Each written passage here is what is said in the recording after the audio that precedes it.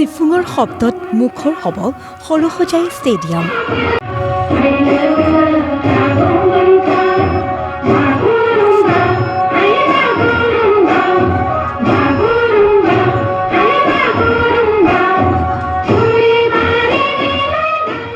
বড়ো যুৱতীৰ নাচনৰ ছন্দত কঁপিব সৰুসজাই ষ্টেডিয়াম।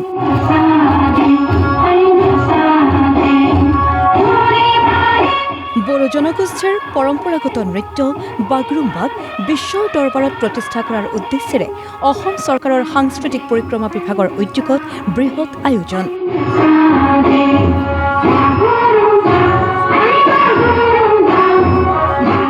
17 জানুৱাৰীত 10 সহস্ৰাধিক শিল্পীয়ে প্ৰধানমন্ত্ৰী নৰেন্দ্ৰ মোদীৰ সন্মুখত প্ৰদৰ্শন কৰিব বাগৰুম্বা নৃত্য। 23খন জিলাৰ শিল্পীয়ে অংশগ্ৰহণ কৰিবলগীয়া এই নৃত্যৰ এতিয়া চলিছে আখৰা।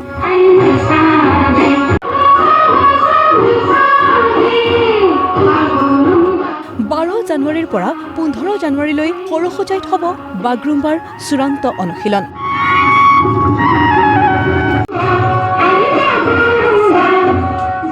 এয়া ওদালগুৰিৰ দৃশ্য। খামৰ তালে তালে বড়ো যুৱতীসকলে চলাইছে বাগৰুম্বাৰ আখৰা।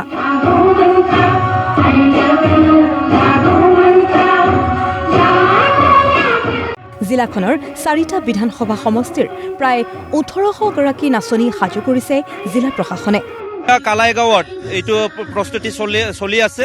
48 টংলা LACৰ পৰা এইটো পৰিচালিত কিবাটো হৈ আছে, ৰিহাৰ্চলটো হৈ আছে আৰু ইয়াতে প্ৰস্তুতি চলি আছে।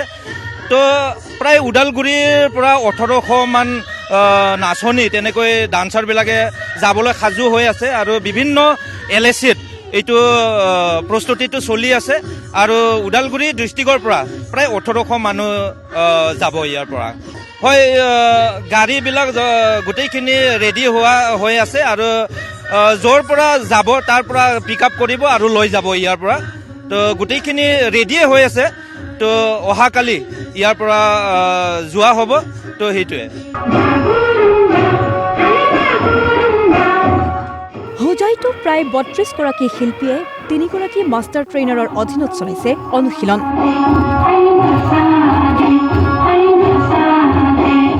8 জানুৱাৰীৰ পৰা আৰম্ভ কৰা এই অনুশীলনৰ অন্ত পৰে আজি। মাষ্টাৰ ট্ৰেইনাৰৰ অধীনত চলা অনুশীলনৰ অন্তত দেওবাৰে গুৱাহাটীলৈ অনা হয় শিল্পীসকলক।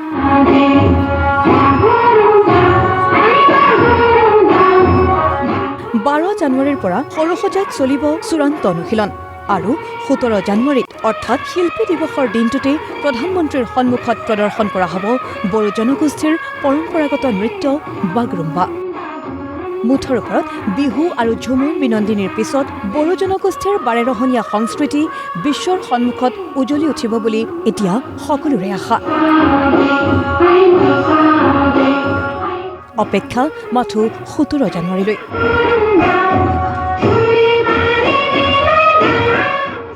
ব্যুৰো ৰিপৰ্ট, প্ৰতিদিন টাইম।